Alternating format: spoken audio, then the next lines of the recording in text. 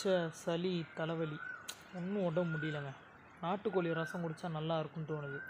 வாங்க, நாட்டுக்கோழி ரசம் எப்படி எடுக்கணும் அப்படின்னா, நம்ம வீட்டில் வைக்கிற நாட்டுக்கோழி குழம்பு கூட்டி வச்சுருப்போம் இல்லையா, குழம்பு கொதிக்கும்போது அதில் ஒரு 4 கரண்டி மோந்து அப்படி தனியாக ஒரு கிண்ணியில் எடுத்து வச்சுக்கலாம். அது நல்ல நாட்டு வெடக்கோழியாக இருந்தால் இன்னும் நல்லது, நெஞ்சு சளிக்கெலாம் ரொம்ப நல்லது. 4 கரண்டியை படக்குன்னு எடுத்துகிட்டு அப்படியே கொதிக்கிற குழம்பு அப்படியே லவக்குன்னு மூடி வச்சிடலாம் ஆவி பறக்க.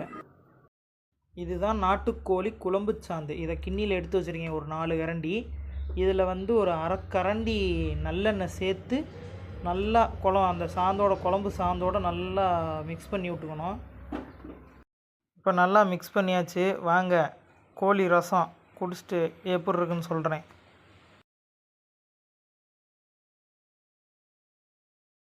கோழி ரசம் டேஸ்ட்டு பார்க்க போகிறோம். கோழி ரசம் ரொம்ப சூடாக இருக்குது, அதனால் 2 ஆற்று ஆற்றிக்கலான்ட்டு டம்ளருக்கும் கிண்ணிக்கும் மாற்றி ஒரு 2-3 டைம் ஊற்றிக்கிட்டேன். கொஞ்சம் சூடு குறைஞ்ச மாதிரி இருக்கவும் சரி சாப்பிட்டு பார்க்கலான்ட்டு கொஞ்சம் குடித்தேன். உண்மையிலே சொன்னால் சூப்பராக இருக்குது. குடிக்கும்போது அப்படியே நெஞ்சு சளியெலாம் கரைஞ்ச மாதிரி ஆயிடுச்சு. சின்ன குழந்தைங்களுக்கெல்லாம் கொடுங்க, ரொம்ப பிடிக்கும். சேனலை சப்ஸ்கிரைப் பண்ணாதவங்க சப்ஸ்கிரைப் பண்ணிக்கோங்க. Tata, bye bye.